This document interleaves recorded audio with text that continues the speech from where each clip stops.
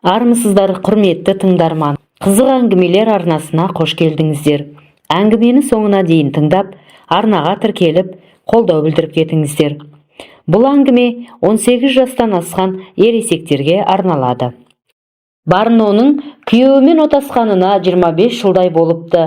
Оның кейінгі жылдарында күйеуі Ғафур 6 ай жазын Қазақстанда өткізіп жүр.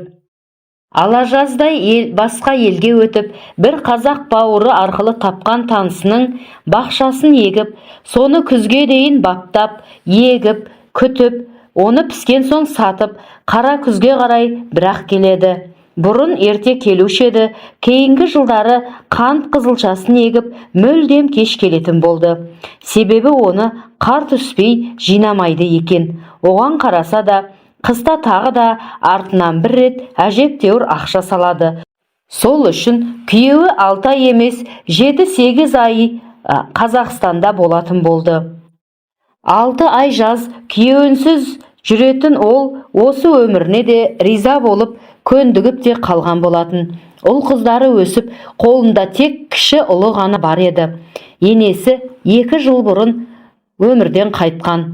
Ұлы екеуі ғана күні бойы үйде болады. Бірде ұлы тұрмыстағы үлкен қызы келген соң, сонымен ілесіп, жаздың күнгі каникулда қалаға кетіп қалды. Үйінде жалғыз қалған Барноның күні бойы іші пысып, есік алдындағы кішкене бақшасын айналсоқтап жүреді.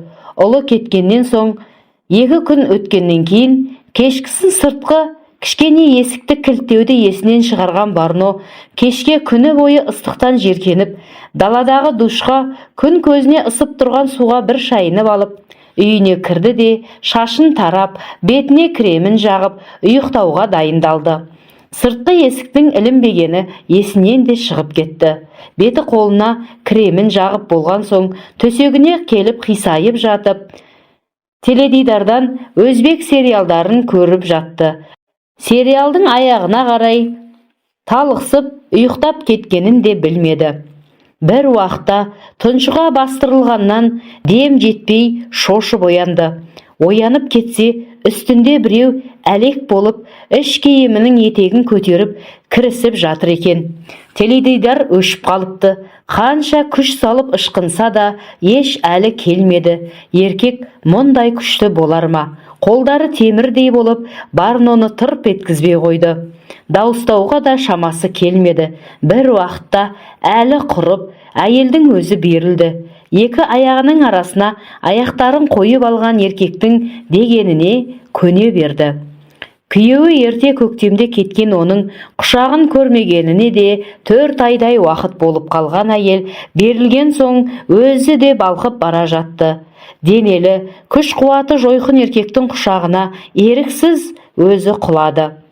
2 қолын 2 жаққа жайып ұстап алған еркек те Барно жібіген соң нәзік қимылға көше бастады. Баппен бипаздап, әйелдің іш киімінің сыртынан, омырауынан сүйіп, ернімен тістелей еркелетіп, есін алып, әйелді төсекке дайындады. Әйел ах деп дауыстағанын өзі де байқамай қалды. Еркек одан ары еріп бара жатқан әйелдің бір қолын жіберіп, босаған қолымен оның іш киімінің етегін жақсылап көтерді. Төсек аңсап талықсыған әйел еш қарсылықсыз оны шешуге өзі көмектесті. Енді еркек әйелдің денесінің барлық жерінен ерінбей, ернінің ұшымен асықпай сүйіп бастады. Денесіне тиген еркектің әрбір еріндері оны сармайдай ертіп есін алды. Өзі-ақ аяқтарын қарсылықсыз содан кейін аша берді. Еркек енді еш асықпады. Тап-таза болып, бусанып жатқан сұлу әйелдің аяқтарын кезек-кезек сүйіп жатты. Әйелдің денесін тоқ ұрғандай селк-селк етіп, өзінің барлық додаға сай жатқанын білдіріп қойды. Сол кезде ғана ол алмас қылышын әйелдің ыстық та дымданып кеткен қынабына тақап әкеліп сұғып жіберді. Әйел ыңыранып көзінен оты шығып, өз білегін өзі тістелеп, жаны кірді. Тегеурінді еркек асықпай, кәмпит сорғандай қылып, жай кіргізіп, тез суырып алып, әйелдің бір жанын кіргізді-ау. Осылайша неше түрлі тәтті қимылдарымен әйелдің есін алып, шыдамын тауысты. Мұндай кереметті көріп білмеген әйел бөксесін бүлкілдетіп, оған еріп, жоғары төмен көтеріп жатты. Еркек көрмей әбден шөліркеген жасамал әйел өз-өзіне ие бола алмай, әбден есі шығып, өзінің сыбағасын алып қалуға тырысып жатты. Басында еліткен бейтаныс еркек те енді, әйел де әбден ширығып дайын болған кезде, өзінің екпінін күшейтіп, қақпаға аямай, өзінің голын соғып жатты.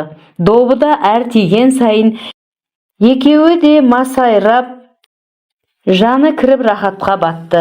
Бір уақытта еркектің бойынан ағайраны шығып кетті. Қанбай қалған әйел осы кезде далбасалап қалды. Еркек те оның ыстық ұясын айранға толтырып жіберді де, қылышын суырып алып, шалқасынан жата кетті.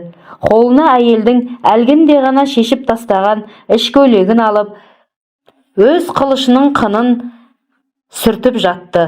Атқылаған ағайран бітіп болар емес. Бір сәт тыныш жатқан әйел бір уақытта бейтаныс еркектің алмас қылышына өзі-ақ қол жүгіртіп, оны тауып алып, ұстап, оятпақшы болды. Жыбыр ете қалған қылышта ұят жоқ екен. Қайтадан түк болмағандай қақиып шыға келмесі бар емес пе? Екеуі қайтадан айқасып, бұл жолы өте белсенді болды. Әйел де қалыспай ширығып алып беріспеді. Аяғында бейтаныс еркектің үстіне отырып алғанын өзі де байқамай қалды. Әбден алысып шаршаған екеуі жарты сағаттан соң барып, тыным тауып, төсектің үстінде қатарынан жайрап жатты. Енді әйел есін жиып, бұл кім еді деп, сөйлемейтін еркекке таңырқай ұрлана тас қараңғыда қарап жатты. Мәссаған, бұл кім екен? Мынау не масқара? Кишлақта мынандай еркек бар ма еді деп ойланып, ұйқысы шайдай ашылды. Бірақ ешкімді мына еркекке ұқсата алмады. Ары қарап жатқан еркек тым-тырыс, еш нәрсе айтпай, ұйықтағаны да, ұйықтамағаны да белгісіз жатты да қойды. Қимылдауға қорыққан әйел де не боларын білмей, төсек ләззатының мұншалықты керемет қыр-сыры бар екенін бұрын білмеген екен. Қасында жатқан еркек те сыр берер емес. Біраз жатқан бейтаныс еркек әлден уақытта орнынан тұрды да, үндеместен шалбарын киіп алып, сыртқа шығып бара жатты. Барно қорықса да, орнынан ұшып тұрып, еркектің соңынан жүрді. Ол сонша жылдан болар ма? Сыртқы есіктен шығып кеткенін ғана есіктің әлсіз сырылынан естілді. Дереу жүгіріп барып, есікті ішінен іліп алып, жүрегі енді орнына түсті. Үйіне қайта келіп, бағана басынан өткен тәтті ләззатты сәтті есіне алды. Жұмбақ бұл еркек кім? Кишлақтағы еркектерге мүлдем ұқсата алмады. Не өзі сөйлемеді. Үн қатпаған күйі тып-тыныш қана шығып кете барды. Осыларды ойлап, далада сәкіде біраз отырған әйел таң қылаң бере бастаған кезде ғана үйіне кіріп, төсегіне жатты. Сол жатқаннан күн әлде қашан көтеріліп кеткен кезде көзін ашып алған Барно тәтті сезіммен керіле тұрды. Тәтті түс көргендей өзі мәз. Түске таман қишлаққа сау етіп, бір топ милициялар келді де, әрбір үйді тінткілеп, тіміскілей бастады. Тып-тыныш отырған Барноға келіп, үйін бір қарап көруін сұрады. Барно не боп қалды деп сұрағанда, милициялар кеше маңызды бір қылмыс әлемінің серкесі болған, біраздан бері тұтқында отырған қылмыскер түрмеден қашып кетіпті, соны іздестіріп жатырмыз деді. Мұны естіген Барноның зәресі тас төбесіне шықты.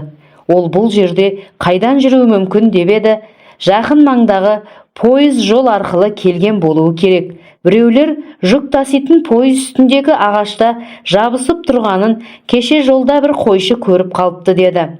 Зәресі ұшқан әйел, ол өте қауіпті адам ба деп сұрап еді.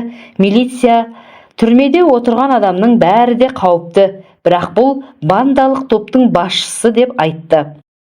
Абайлаңдар, кешкісін Есік терезелеріңді қымтап жауып алыңыздар, абай болыңыздар деп ескертіп, ешкім көрдім білдім демегесін машиналарына мініп, милицияларда барлығы ауылдан шығып кете барды. Кешкісін Барно сыртқы есікті ілуге барып тұрды да ойланып тұрып қалды. Кеше түндегі алған ләззаты есіне түсіп, тағы да сондай бір түн болса деп есікті ашық тастап ілгісі келмеді. Тағы да сырттағы душқа бір түсіп алып, үйіне кіріп, іш киімін киіп, төсекке қисайды. Сериалды көруге құлқы соқпады. Теледидарды қоспаған күйі тас қараңғы үйде тас төбеге қарап жатты да қойды. Біраз жатып, тағы да ұйқысы келген кезде ел аяғы басылып, уақыт түнгі 12-лерден асқан кезде барып, әлгі бейтаныс еркек дыбыссыз тағы да кіріп келді. Екеуі де үнсіз. Бір уақытта екеуі төсекте аймаласып, жас жұбайларша алысып кетті. Еркек бүгін еркін, Барно да қалсар емес. Қақпақтай жалпақ жауырынан ұстап, алақанымен сипалап жатыр. Бүгін түнде екеуі де тым еркінсіді. Әйел түрін көрмеген бейтаныс еркекті қалай елестетерін білмесе де, оны іштей ұнатып қалғандай еді. Кешегідей емес, екеуі емін еркін, армансыз бір аймаласып алып, жарықты жақпаған күйі, әйел еркектің қолынан ұстап, тас қараңғыда ас бөлмесіне қарай жүрді. Себебі ол күні бойы тағы да бір соғар деп дайындаған самсасы мен палауын қашқын еркекке әкеліп берді. Газға шай қою үшін бәрін де дайындап қойған еді. Isылдап қайнаған шай да келді. 7 түнде бір-бірінің түрін көрмеген екі бейтаныс көңілдес ойнас, жарықты жақпастан шайын тамағын ішті. Еркектің тамақ жегені, шай ішкені де сыпайы екенін сезген әйел өзі көрмеген еркекке іштей ғашық болып отты. Тамақ ішіп, жан шақырған ол төсекке барып отырды. Әйелді қолынан ұстап әкеліп, қасына отырғызып алып, оның шашынан иіскеп, басын төсіне басты. Содан соң барып сыбырлап, «Жесірсің ба?» деді. Сонда ғана Барно, «Жоқ, күйеуім бар, бірақ ол Қазақстанда жұмыс жасайды» деді сыбырлап. Еркек сыбырлап, «Саған рахмет, мен қашқынмын, күндіз естіген шығарсың, милиция толып жүреді ғой» деді. Әйел «Иә» деп жауап қатты. «Қауіпті қылмыскер» деді. «Бірақ мен қорықпадым» деп шынын айтты. Екеуі ескі бұрыннан танитын таныстарша осылай сыбырлап жөн сұрасқаннан кейін еркек тіл қатып, шыны ма, өтірігі ма, өзінің де жоспарын әйелге айтты. «Мен енді келмеймін. Шекарадан аман шықсам, Қырғызстанға өтіп, ары қарай Қазақстанға кетемін. Біраз уақыт бой тасалай тұруға тура келеді» деді.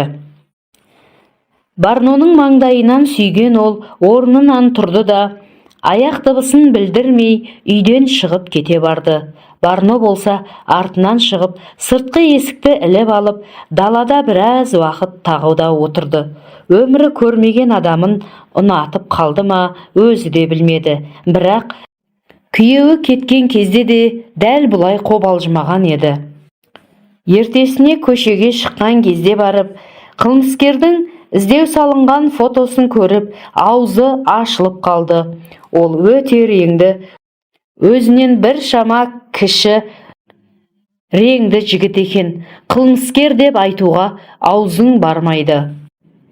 Бір аптадан соң теледидардағы жаңалықтардан қашқын қылмыскердің сол ұсталмаған күйі басқа жаққа өтіп кеткені туралы хабарды естіп, аман жүргеніне іштей қуанды.